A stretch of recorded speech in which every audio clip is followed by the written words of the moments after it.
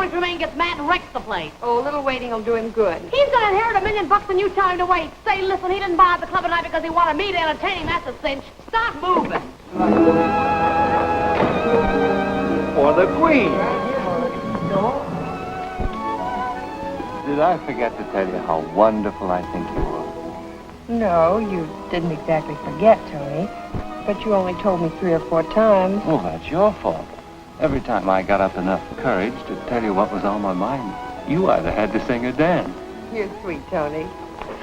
Well, come off my legs and call me Shorty if you two aren't in love. Why don't you get married? Swell. Goldie, I think you got something there. Let's make it a wedding party, huh? Maybe we ought to wait. Never put off till tomorrow what you can do tonight. I know all about weddings.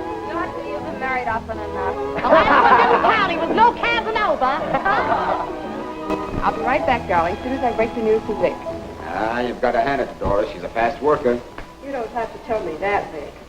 Didn't take her long to wrap you around a finger. Oh, yeah, but that was before... that was before you came to work for me. Sure of that? Uh-huh. I thought you were supposed to be the hostess around here, Mona, not the entertainer. Oh, but I had some business to talk over with her. The guests in the club are ready to leave. If it wouldn't be asking too much, she might bid them good night. Don't worry, I'll take care of the guests. Including young Tremaine. You sort of get around, don't you, Vic? Yeah, but you don't do so badly yourself. Young Tremaine's the catch of the season, you know. He was the catch. We're going to be married tonight. No. Yeah. Hello, Dan. Good evening. Hello, Sherwood. What's this I hear about getting married? Who is it, Tremaine the Third? You're a good guesser. Made up your mind rather sudden, didn't you? Maybe. But I'm fed up on this nightlife. The Tremaine family's not to be sneezed at. No, the Tremaine money. It ain't, hey. Where's the big event take place? In my apartment. Goldie and the gang are going with us. Well, to show you my heart's in the right place, I'll send up the food. Your kindness is only overshadowed by your sweet disposition, Vic. So long.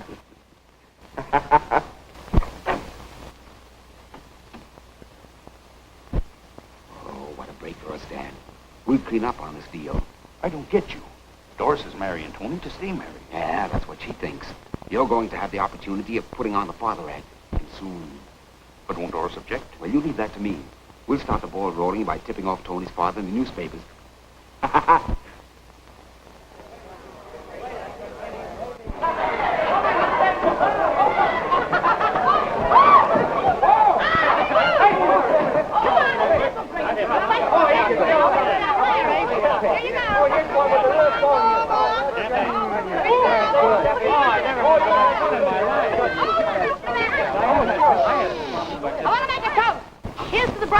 May all their problems be little troubles, and all their troubles grow up to be presidents. Ha!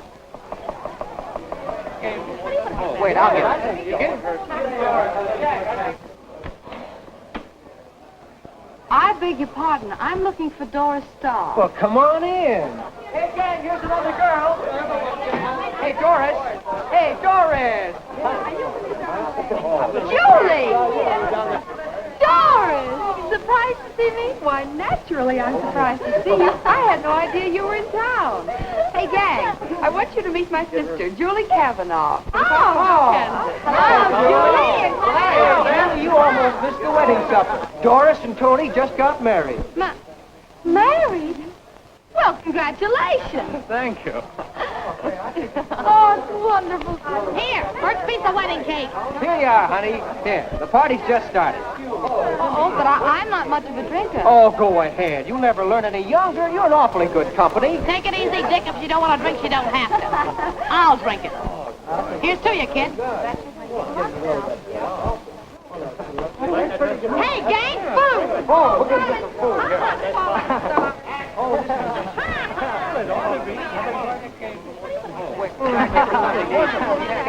Will you help me out with a little bit of this? Look, why don't you all go home? Oh, they haven't finished eating yet, Tony. And we're not going until we do. Wedding banquets like this don't grow on trees.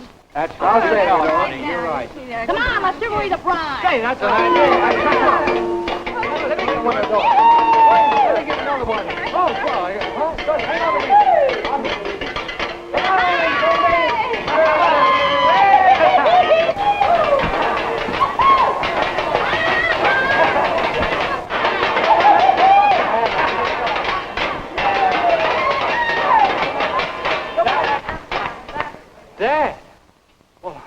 How did you know where to find me? Why shouldn't I know where to find you, you idiot? Every newspaper in town was tipped off that you had a lope with a cheap nightclub dancer. Doris isn't a cheap nightclub dancer, and you can't talk like that about Oh, I can't I? Don't forget I'm your father, and I've talked this matter over with my attorney and instructed him to file a normal proceedings first thing in the morning. Mr. Tremaine, I think you are very ill-mannered. You keep out of this, young lady. I won't keep out of it. And I won't let you insinuate things against Doris. My family is just as good as yours. Please, Julie. I'm sure that Mr. Tremaine will eventually be convinced I'm not a cheap person. Oh, don't worry, darling. I won't let anyone take you away from me.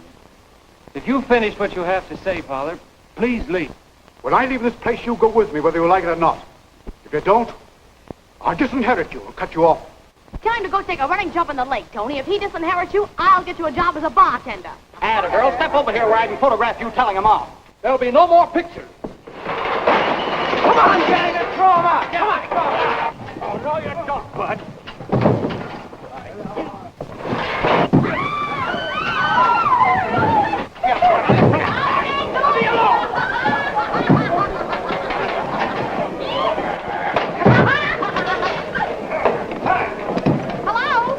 Hello, you better call the cops for the riot and the bridal suite. You're the fool. Think of my reputation. Give me that phone. Okay. Hold the wire, Pappy. Hello. Disregard the telephone call. Right here. Disregard that last phone call.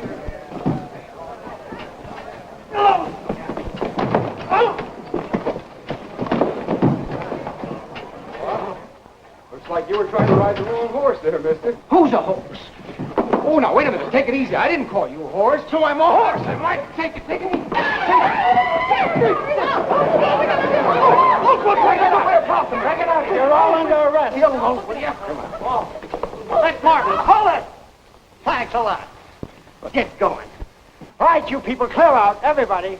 Everybody, come on. I want another picture. Come on. Let's get going. Now, just a minute, officer. This is my wedding party. I can't help that. Get going. This is an outrage, officer. You can't arrest me. I'm Anthony Tremaine II. I don't care if you're Cleopatra the Fifth. Get going. Better give the nice manager the phone. You're in enough trouble already. You don't want to get arrested for burglary. Come on. Remember? This is the most...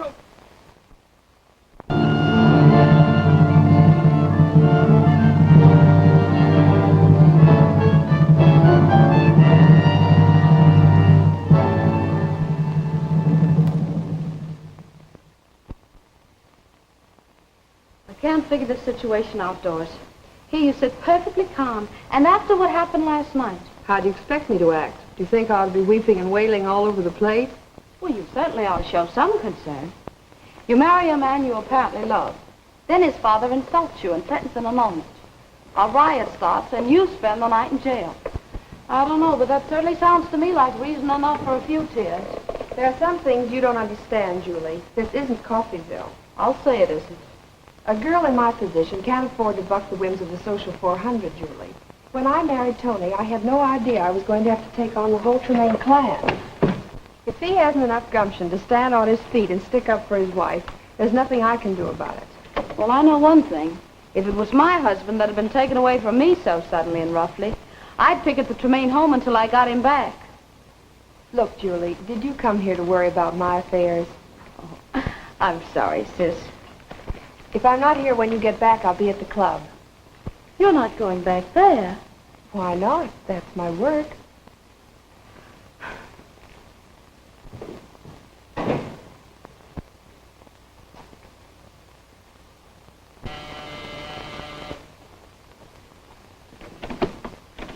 Oh, hello, Doris. Hello, Dan. You're looking swell. Last night didn't get you down, eh? Why should it? Has the Tremaine lawyer phoned yet?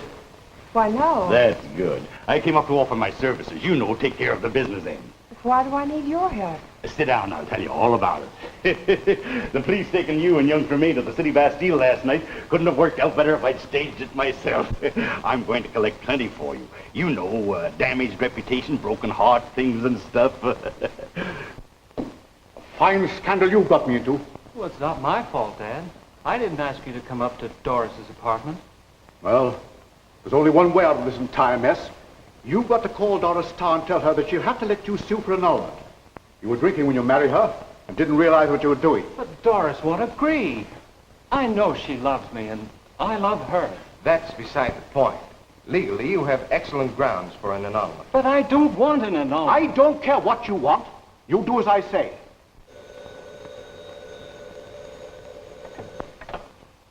Hello. Yes? This is Doris Starr. My name is Johnson, Stanley Johnson, legal advisor to Anthony Tremaine III. To come right to the point, Miss Starr, how much will you take not to contest his annulment proceedings? What do you mean, how much will I take not to contest an annulment?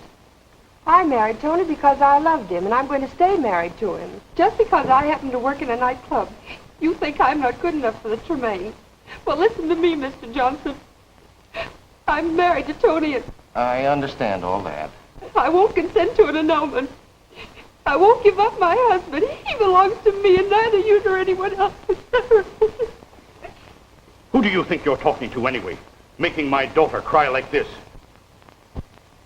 You ought to be ashamed of yourself trying to break a poor girl's heart. It's the girl's father. She became hysterical, and he's on the phone now. Regardless of all that, Tony Tremaine wants to have his marriage annulled as quickly as possible. I realize the fight in your daughter's apartment and the jail episode was an unfortunate occurrence. And we're willing to offer any reasonable settlement. Your offer of a reasonable settlement and my daughter's damaged reputation may not coincide. I don't want your client in my family. But if my daughter's willing to accept adequate compensation for her broken heart, it's all right with me. We're not admitting anything. However, if you can persuade your daughter, I may be able to induce my client to consider $25,000. It's not enough.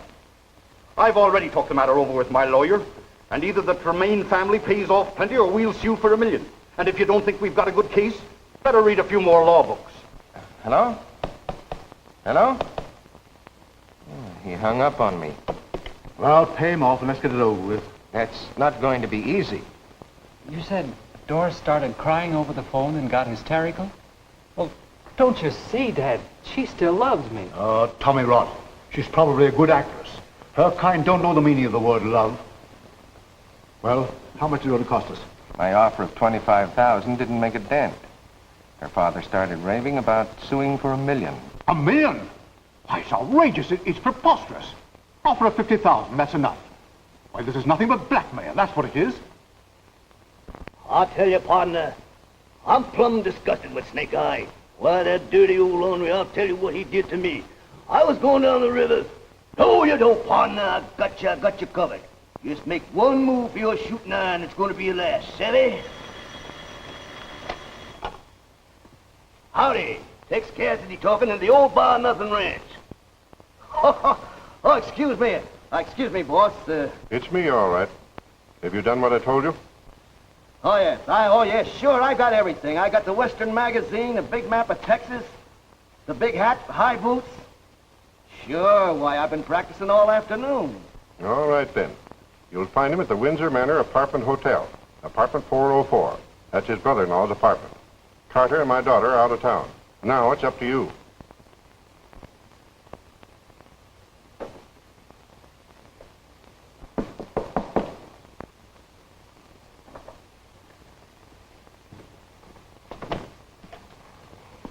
Oh, excuse me, sir. I reckon I came to the wrong ranch. I was looking for Mr. and Mrs. Carter, sir. Oh, well, this is their apartment, but my sister and her husband are out of town. Well, I'm mighty sorry to miss them. I came all the way from Texas just to see them. You know, Mr. Carter, he's an old pal of mine, sir. Oh, well, come on in. Well, sir, I don't mind if I do. These city streets sure hurt my feet. Yes, sir. Well, go on, take your boots off. Make yourself right at home. Thank you, sir. I ain't used to walking much. Oh, here, let me help you. Oh, thank you, thank you. I'm Steve Randall from Oklahoma. I'm Tex Cassidy from the Panhandle. I have 100,000 cattle there. You muffed that one, but take it over again. No wonder they hurt your feet. I wonder. Thank you, sir. Been in town long? Oh, just long enough to get in a fight with a couple of newlyweds and get thrown in jail. But they released me as soon as they learned their mistake. Well, you got yourself in a lot of excitement, didn't you? You know, I should have been with you, Steve. Ain't been in a real good fight since down in Texas, I got in with old Snake Eye down in Skeleton Gulch. You know what he did to me? He tried to get right behind me and pot shoot me. Yes, he did. Well, I guess things are a little more peaceful down in Oklahoma, Tex. Well, judging from these shooting irons, you're just plumb modest. Seems to me I used to hear of a man by the name of Randall. If I remember correctly, they called him Wild Bill Randall. Tell me he was the toughest marshal that ever pulled a shooting iron. Then I heard that he was elected governor or something. That's right. He's my father. Those were his guns. Well, Steve, it's just going to be like old home week with you in town. Say, what do you say we team up and corral a few points of interest? Been to any nightclubs? Oh, not yet. I figured I'd get around to those later on. Have you been to any? Yeah, I've been to 2 or 3. Steve, they sure trot out some beautiful girls for you to look at. Say, let us take in that tropical inn tonight.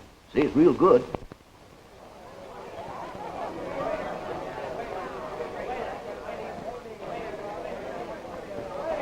Good evening.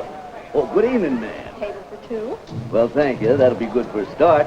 But we may end up with the nightclub before we're through. Come this way, please. Thank you.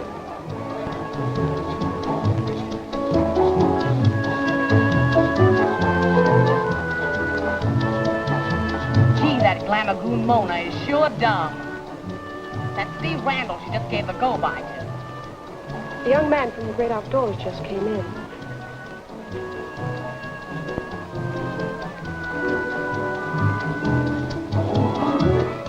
Decided what you want? Yes, indeed. Say, what are you doing for the next 2 weeks? You wouldn't understand if I told you. Don't pay any attention to him, ma'am. He's from the West and doesn't know any better. It seems I've heard of that place where men are men and the empty spaces are above the neck. Say, she's the right first little Billy, ain't she, Steve? I'll have a lemonade with a lot of ice. Lemonade? Well, I never thought I'd live to see the day when an old cowhand from Oklahoma would stoop to drinking that kind of stuff. Say, you gonna take it straight? You know a funny thing, but the Randalls have always been sort of allergic to alcohol.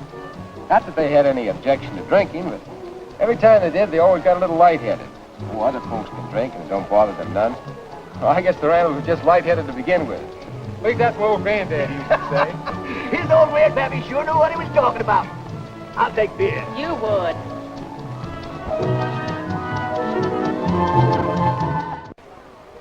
Well, sir, I reckon it's quite a rodeo they got here, Steve. It's all right.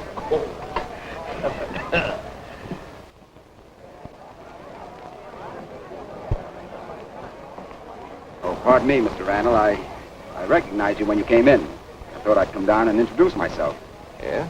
Well, I'm Vic Monroe, owner of the club. Oh, glad to know you, mister.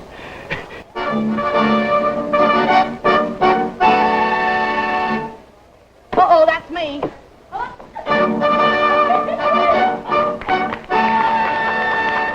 Sorry I'm late.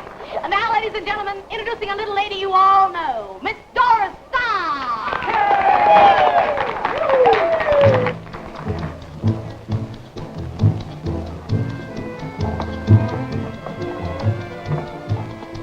See someone you'd like to meet?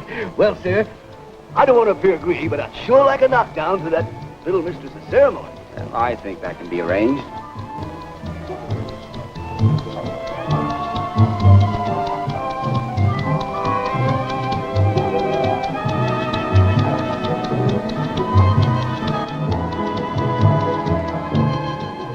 I've been trying to place the other girl. Who is she? Well, it's Julie Cavanaugh, Doris Starr's sister. She's not an employee of the club, but I think I can have you meet her. Well,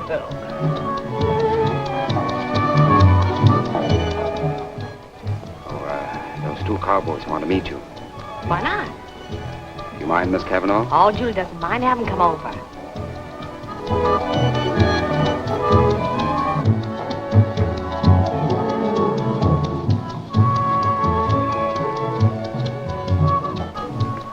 Julie Cavanaugh, Miss Goldine Duval, may I present Mr. Steve Randall and... just call me Tex. Tex Cassidy, sir. I believe Mr. Randall and I met last night, although we weren't formally introduced. That's right. We went motoring together in the throw wagon. Steve, you old rascal.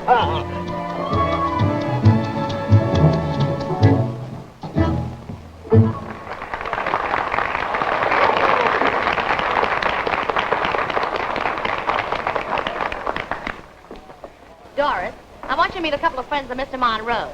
Mr. Randall and Mr. Cassidy, Miss Starr. How do you do? How do you do? Julie, I'd like to talk with you for a few moments. Of course. Will you excuse us? Well, yes, miss. Surely. Sit down, plant yourself. She'll be back in a few minutes. Maybe her sister didn't like us come to your table. Oh, she'll be all right. She's a little upset about what happened last night. Oh. Are you a real Westerner? You don't look like one with your hat off. Why, Miss Goldie, I run 100,000 head of cattle down on the old Panhandle. I didn't know they made pans that big. I don't want you getting acquainted with men that come into this club. But Steve Randall seems like a perfect gentleman. Besides, it was Vic Monroe that brought him over to the table. I know. I saw what went on, and I still don't like it. Hiya. Buy yourself a house and lot.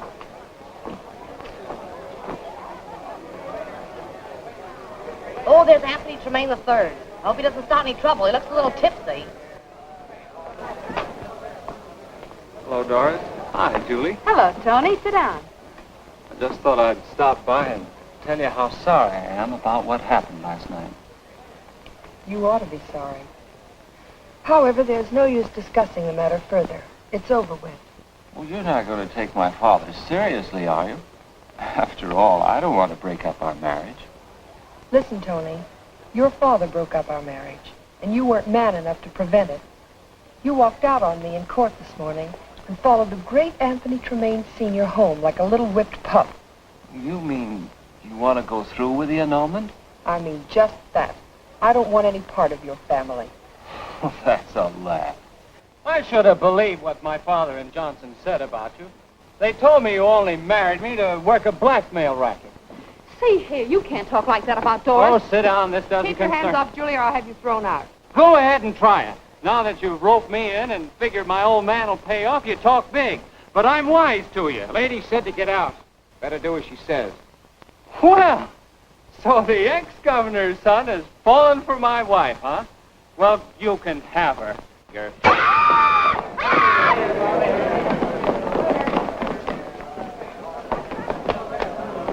Let go! Nobody's gonna knock me down and get away with it. Get more than that if you don't leave quietly. Take him outside and put him in a cab. Okay.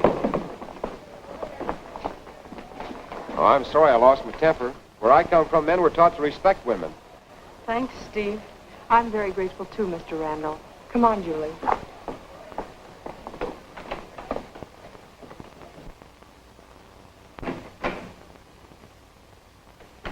Listen, Vic. Let's have an understanding. I don't want my sister meeting any of your patrons like last night. Why? Are you trying to keep her hidden from the rest of the world? Yes, as far as you and your rackets are concerned. Cool off, darling. I'm not interested in your sister or her friends. Don't kid me. I know you too well. You figure Steve's father would pay off plenty to keep him out of a scandal. Well, I'm just interested in protecting Julie. Get it? Oh, now, wait a minute. Let's not get into an argument today. Why, as a matter of fact, we should be happy and celebrate. The Tremaine family is willing to pay off to the tune of $50,000. $50,000? Nice going, huh? Why are you so interested in having the marriage annulled, Vic?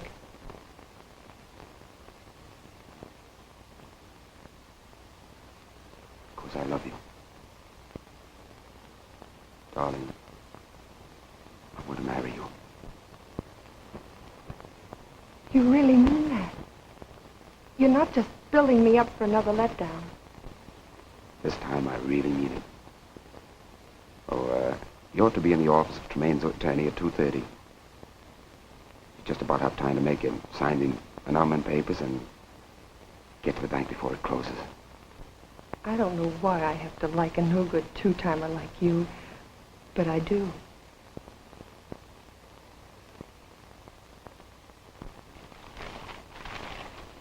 Sign right there, Miss Starr. You girls should be accustomed to signing papers like this. I guess it's one of the penalties we have to pay for being in the spotlight. Seems to me Monroe should organize a club among his showgirls. A professional marriage club. Why don't you talk to Mr. Monroe? You might be able to handle the legal business for the club. That's an idea. 2 or 3 of his girls are always tangled up in annulment or divorce proceedings with some scatterbrained playboy. On second thought, though, I'd rather stay on the outside of the bars looking in. There's your check signed by Tremaine Sr. I'll call the bank and have it verified. That's very considerate of you. $50,000 is a lot of money, Miss Starr. Don't spend it all in one place. Thanks for the advice.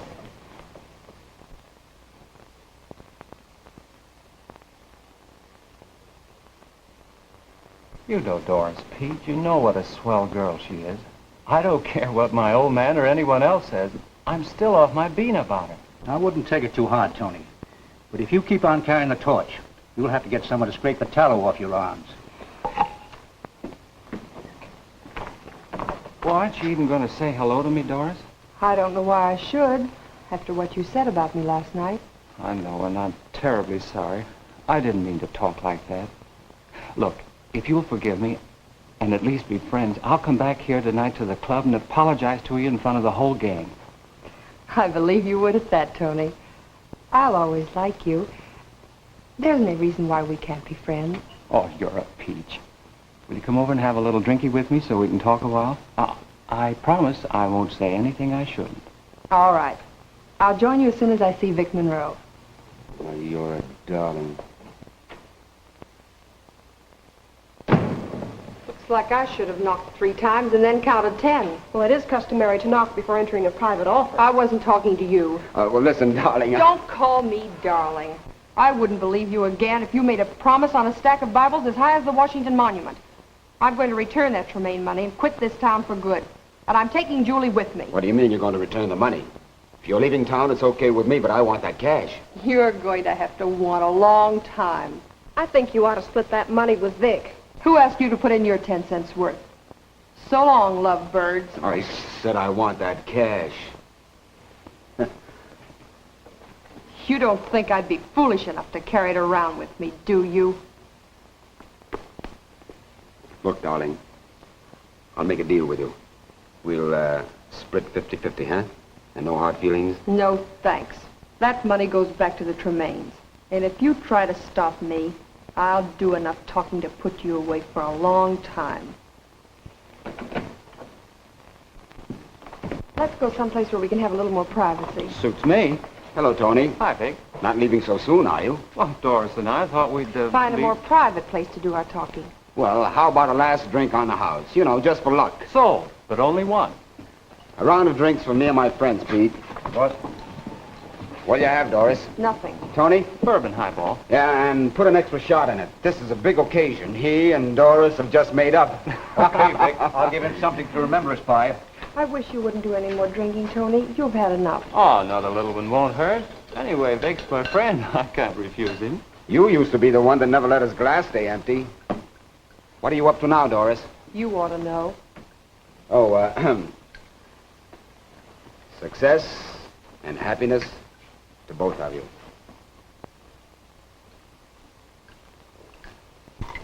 Come on, Tony. Well, many thanks for the drink, Vic. Cheerio.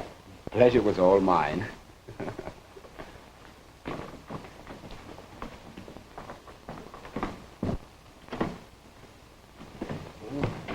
I feel kind of sick. Dopey. I guess I shouldn't have had that last drink. Oh, I feel like the Walking Dead. You'll be all right, Tony. I'll fix you some black coffee. I guess I need it, Doris. Oh, I want you to know that this annulment business wasn't my idea. I know, Tony. I'm really the one to blame.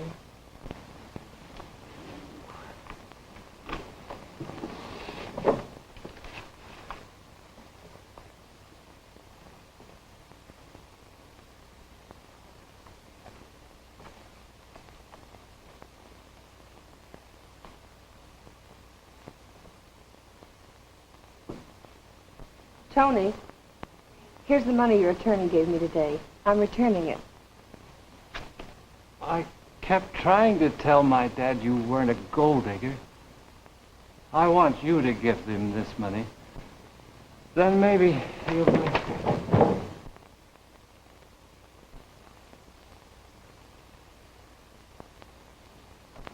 I wouldn't call anyone if I were you, Doris. This is the last double cross you'll ever pull, darling. You've got to listen. Vic!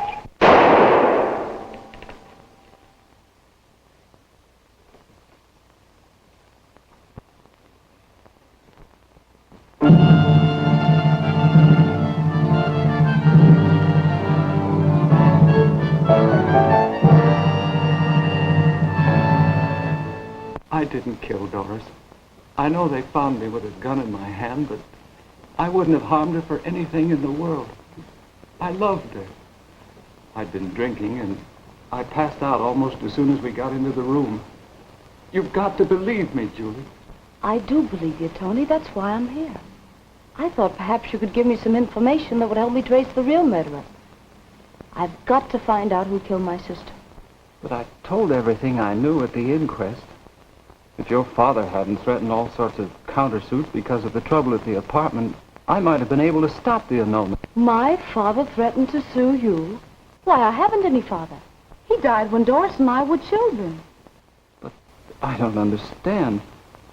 A man who said he was Doris' father got on the phone and raved about the damage to his daughter's reputation. He threatened to sue for $1 million if we didn't pay off. About what time in the morning did this conversation take place? Oh, about 11:30, I imagine. I gave Doris's phone number to Johnson, and he called her while we were there.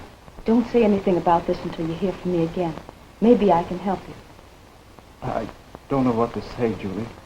I only hope that someday I'll be in a position to do something for you. You never can tell.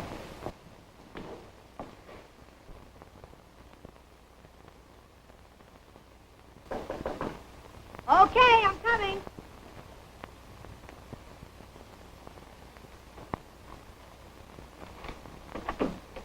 Oh, hello, Julie. Hello, Goldie. Did you find a job? No, I didn't. Guess I'm not trying very hard. Feeling kind of tough, huh? Gee, it sure looks like Tony's going to the chair in spite of his old man's dough. I don't believe Tony's guilty. Well, the evidence is sure all against him. That's true, Goldie. But there are still a lot of things that haven't been explained. What happened to the $50,000 Tony claimed Doris gave him just before he passed out? Search me. Maybe he was lying when he said Doris invited him to her apartment to return the money to him. The district attorney's office must think he's guilty, otherwise they wouldn't hold him without bail. Goldie, I have a feeling Tony Tremaine was framed. How long did my sister work for Vic Monroe? Oh, I don't know, about 3 or 4 years. You don't suppose he had anything to do with her death, do you? Oh, you're balmy. Why, Vic was in love with Doris. Then why did she marry Tony? I don't know. Everybody around the club seemed to think he was that way about your sister. I may be a little hick from Kansas, but 2 and 2 does make 4. And I don't believe that this is the first annulment case that Vic has been mixed up in. I like you, Julie, so I want to give you a little advice. Kiss this town goodbye and go back to Kansas. Looks like business is picking up. Well, if it isn't the big boss himself with his shadow. Hello, Miss Cavanaugh. Hello. Have you met Mr. Sherwood? He's an associate of mine. How do you do? How do you do?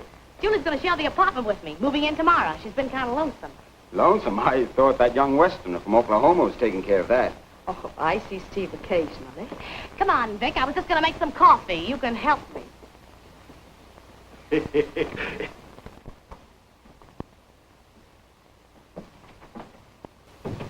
What is this wink? Look, Julie's been asking a lot of funny questions. I thought if I got her to move in with me, I could talk her into going back to Coffeeville. Don't be foolish. What, lose a good thing? Are you cuckoo? No, but Steve Randall is, about her. If we use our heads, we'll be able to take us farther for plenty. She's too smart, and besides, she likes the kid. Oh, she does. Listen, sweetheart.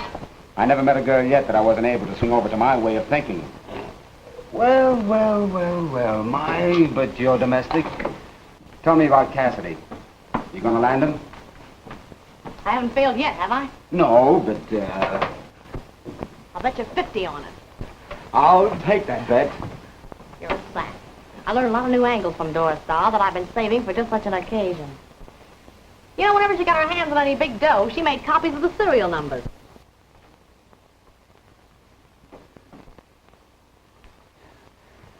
I never thought she was that clever. Clever. Say, Doris always said that if she was ever double-crossed, she was going to be the one to crack the whip. I'd hate to be in the gent's shoes that tries to get rid of that missing $50,000. Mr. Sherwood, weren't you in my sister's apartment when the Tremaine attorney called about the annulment? Why, I believe I was. Wonderful girl, Doris. Wonderful. I loved her like a daughter. So I understand. You even told Stanley Johnson, the Tremaine attorney, that you were her father. I might have given that impression, Miss Cavanaugh. I was so angry and upset when Doris, poor child, became hysterical on the telephone and couldn't talk intelligently.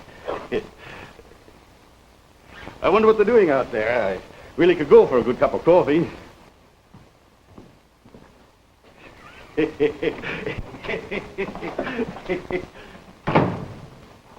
I don't like this setup. That girl worries me. What's the matter now? Miss Cavanaugh, she worries me. Take it easy. I know what I'm doing. I hope so.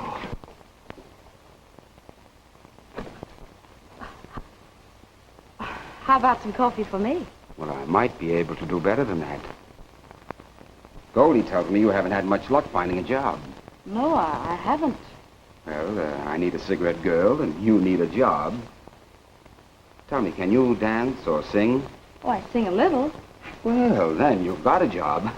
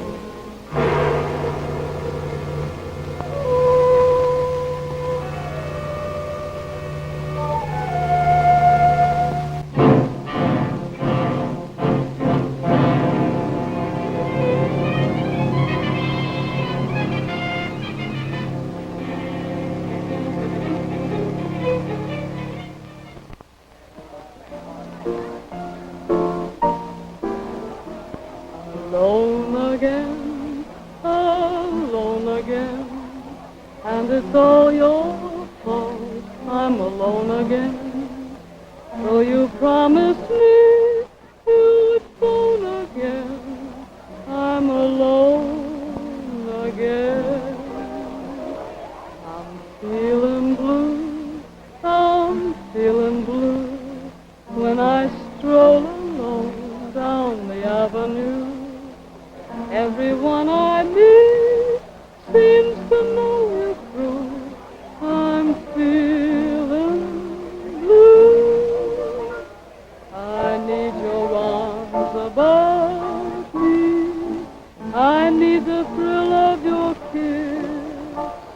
I never thought you'd doubt me and leave me alone like this. Alone again, alone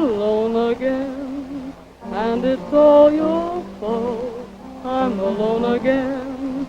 I'm footloose and out on my own again, but I'm alone again. Take home a souvenir to your folks, mister. It'll make them happy. You think I'd be here if I had any folks? I came here to forget I was lonesome. Thought I might be able to buy a little happiness. Got the money to pay for it. Oh, well, you've got a lot more than I've got. I can't even try to buy happiness. Well, that's too bad.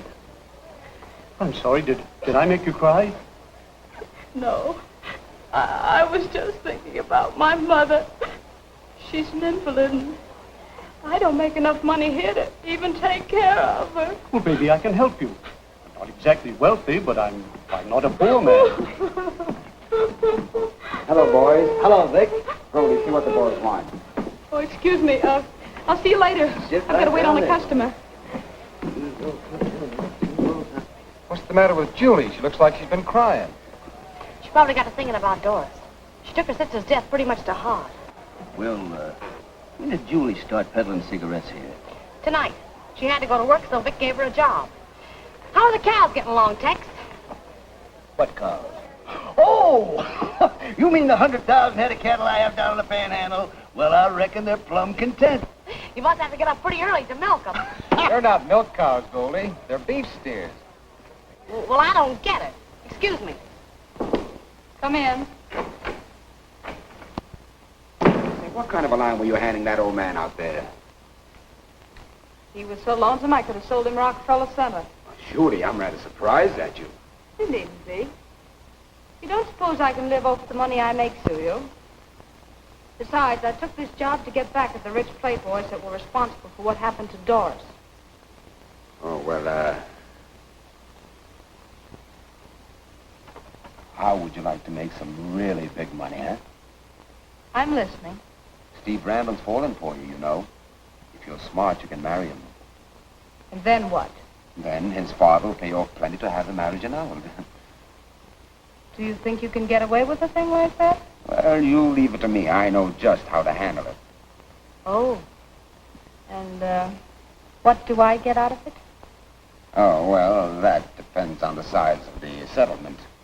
Probably around 10%. If I marry Steve Randall, I want 50% of the payoff. What? Hey, wait a minute. I've got to take care of the attorney and Sherwood out of my split. That's your tough luck. 50% or no marriage.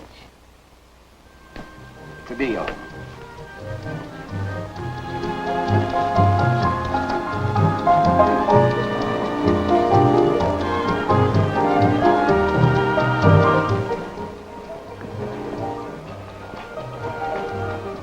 You didn't tell me you were going to work here, Julie.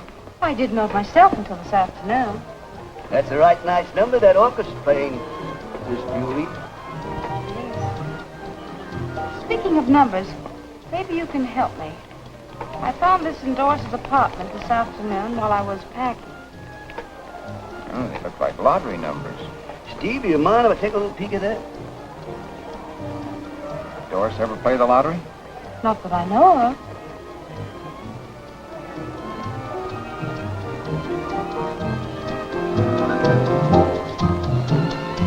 Looks like the old numbers bracket to me, Julie. Sit down, sit down. I know you're a gentleman. I just want to know if Mr. Tex Cassidy would like to do a little shin crack. You're looking at an old shit cracker, Goldie.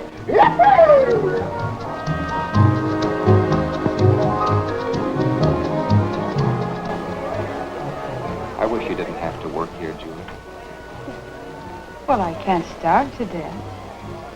Perhaps if I stay here long enough, I'll meet someone who'll fall in love with me and take me away. You know how they tell about in storybooks. You found that person already, Julie. I've been in love with you since the first night I met you. I guess I feel the same way about you, too, Steve. Only I was afraid to even think about it. Oh, gee. You're the nicest girl in the world, Julie. Will you marry me?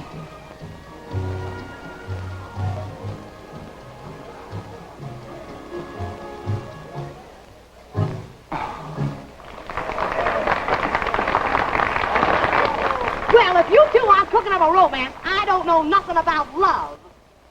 Steve and I are going to be married, Goldie. I thought so. Congratulations to you both. Yippee! Let me offer my kindest regards, Steve. Isn't it wonderful, Tex? It sure is.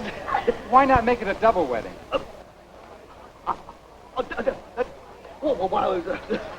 This little girl doesn't think of me in that way. Steve, what's the matter with you? Oh, yes, I do, Texy Wexy. You're adorable. Oh, double wedding, splendid. You know, I specialize in double weddings. I even give a discount. Oh, we're not interested in that. We Yes. just want to get married. Let's just get on with the ceremony. Oh, all right, then let me see your licenses, eh? And I'll call for the witness. That's it. There we are. Now just get your rings and join hands. Do you, Julia Cavanaugh and Goldine Duval, take these two men to be your lawful wedded husbands, to love, to honor, and cherish them until death do you part? I do. I do. And do you, Stephen Randall and James Cassidy, take these two women to be your lawful wedded wives, to love, to honor, protect, until death do you part? I do. I do. Put on your rings. And now, by virtue of my authority as justice of the peace, I pronounce you married. Now you may sign here, please. Now, Clem, you and Maggie go out and get the luggage, and then you can sign as witnesses later on. That's Steve. Now, just follow me, please. I'll show you the Turtle Dove Suite. Come right along. Now, this door leads to your apartment, and this one leads to your apartment. And I know that you'll be very comfortable and happy here. Thank you. Oh, will you send up our baggage? Oh, yes, baggage. I know, baggage. Well, I guess we're in the way here.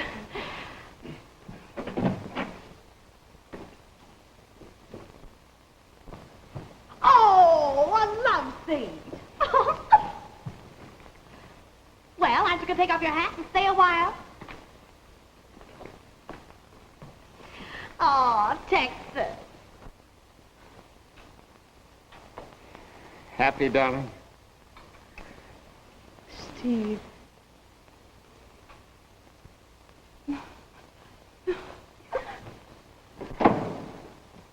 Julie! Julie!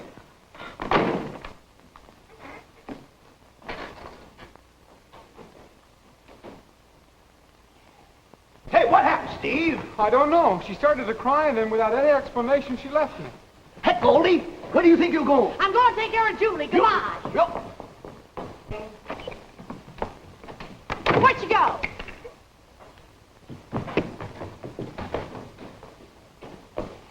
Well, that's that, Steve.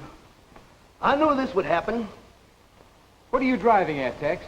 Why, Goldie and Julie have gone back to Vic Monroe. That's part of their racket. What racket? Why, your father's going to show up here in a little bit, and then Julie is going to sue you for an annulment. An annulment? Well, now listen, Steve, there are a lot of things about this that I should have You told said you enough already, Tex. Julie is my wife, and I'm not going to let anybody take her away from me. Now, Steve, look here.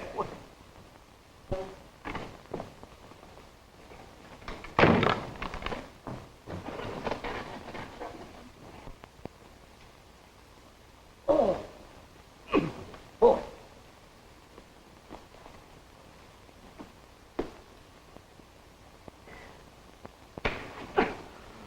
Oh.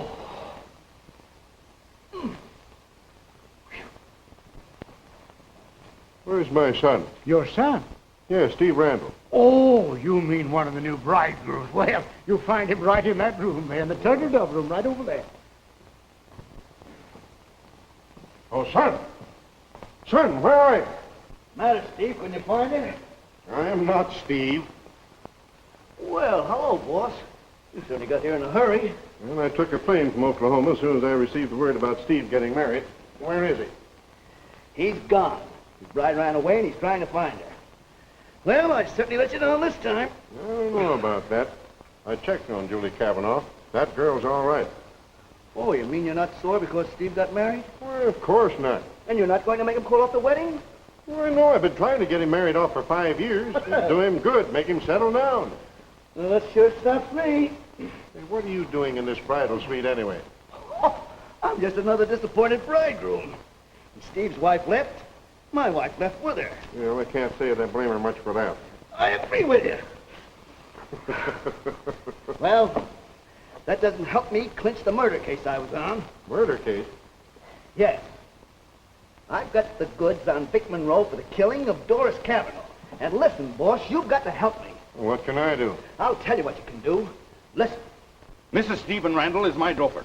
I demand to see her at once. Yeah, where's the bride? Oh, please, gentlemen, please. I'll have this marriage annulled if it's the last thing I ever do. Where have I seen you before? You're Cassidy of the State Detective Bureau. What are you doing here? Forget it, son. You can quote me as saying I'm definitely opposed to my son's marriage to this cigarette girl. It's been a terrific blow to me. You're acting like a sap, Julie. Vic's not gonna let you get away with an act like that. You're playing with dynamite. I can't help it, Goldie. I never realized how much I was in love with Steve until it was too late. Where's Vic? He's back in the office with Mona, checking over their seats. I didn't expect you back so soon. Did everything go all right? We didn't wait long enough to find out. Don't tell me you didn't get married. Oh, I married Steve, all right. But I'm not going through with the deal. Maybe you're not, but I am. Your walking out won't do a bit of harm. Not when the newspapers get through printing the heartbroken story your father tells them about the no-good cowhand you married. You wouldn't do that to Steve. You know Sherwood is not my father. So, you really fell in love with Steve, eh? Why shouldn't I? I loved him the first moment I saw him. I have a right to fall in love if I want to. No, you haven't, darling. I went into this thing to make money, and I'm going to get it. I was all set with Tex when she pulled that saw back and beat it. Oh, is Julie Kavanaugh here? You just wait, I'll find out.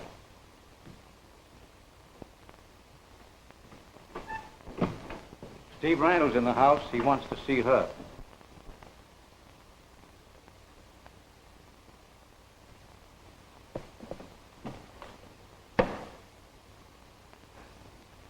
Tell him to come in. Here, take this. Keep him covered and let him have it if he tries anything.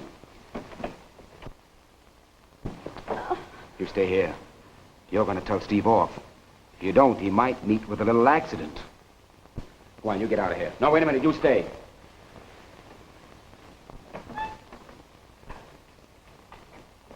I thought I'd find you here, Julie. Come on, you're going home with me.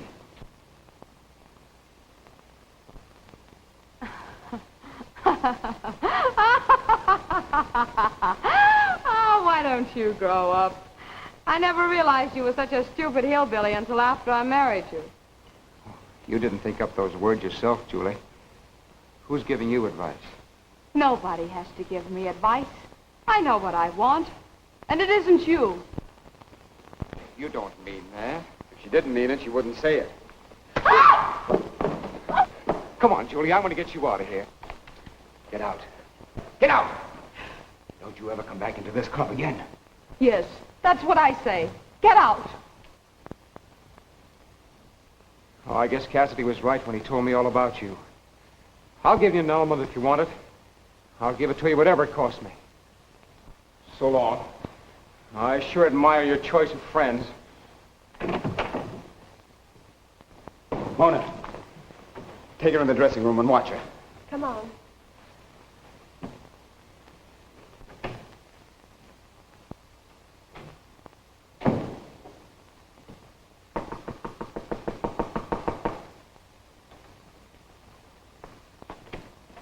I've got to talk to you, Steve. It's very important.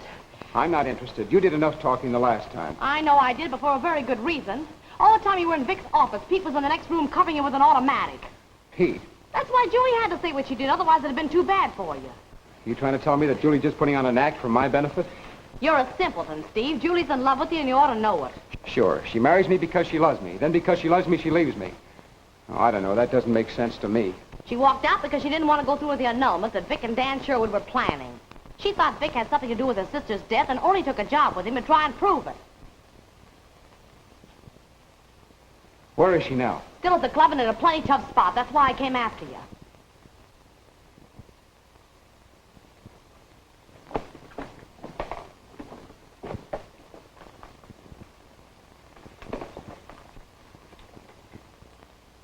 Say, you can't carry concealed weapons. You'll be arrested. They won't be concealed. Besides that, I have a permit to carry these any place in the United States. The last time I faced Monroe, he had an automatic. This time, it's going to be more even.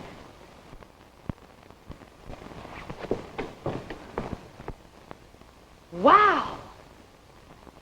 What's the matter, Dan? You look worried. I am worried. Did Julie get back? Yeah, she's in the dressing room with Mona. She tried to pull a fast one. I wouldn't doubt it. Tex Cassidy's a state detective. What? Are you kidding? I wish I were, but it's true. One of the reporters at Honeymoon Lodge recognized him. Well, that means that Randall and Julie are probably working with him. I told you not to trust that baby-faced Kavanaugh kid. Get Goldie. We've got to sneak Julie out of town and put her in a place where she won't do any talking. Right. Look, Mona, you know Vic isn't doing the right thing. You keep quiet. You're staying right here.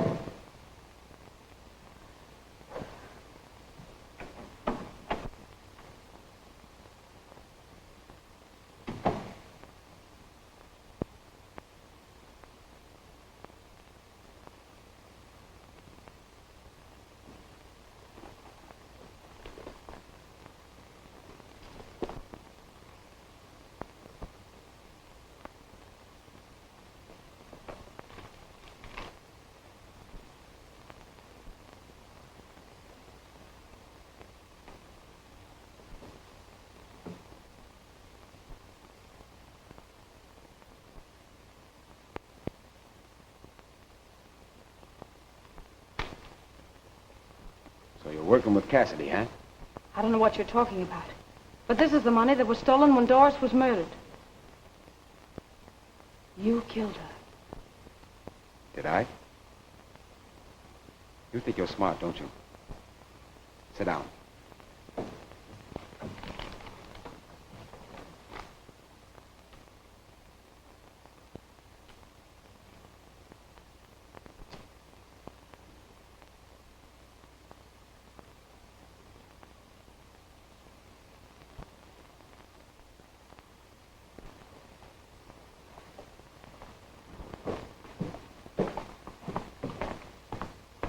Hold it, stranger. I beg your pardon. Put him up. Don't make any noise. Get going.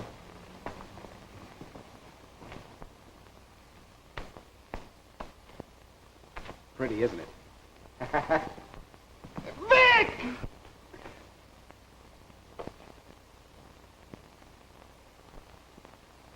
Vic!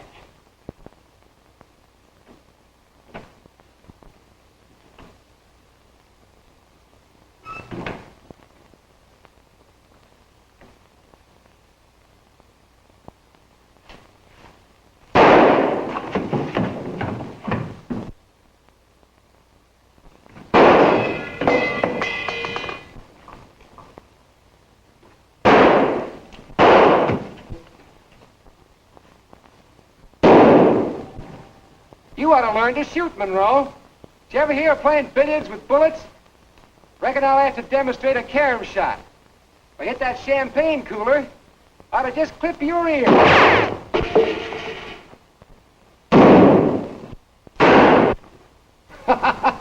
You couldn't hit a flock of wagon covers flying low with a machine gun. Let's get down to some fancy Oklahoma shooting.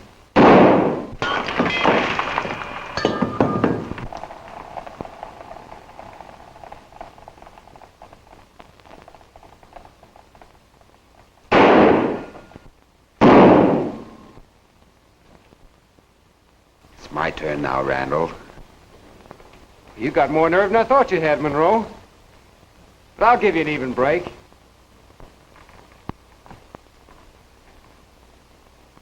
I'd appreciate your kindness very much if I didn't know that your old-fashioned gun was empty. You fired 6 shots. I counted them. But I still have 2 bullets left in this automatic. Well, I reckon you got me. You overlooked one thing, Monroe. Back in Oklahoma, we packed 2 guns. You can't do this to me! Hi, Dad. How did you know where I was? It's a long story, son. Why, Goldie here located us down at the district attorney's office, didn't you?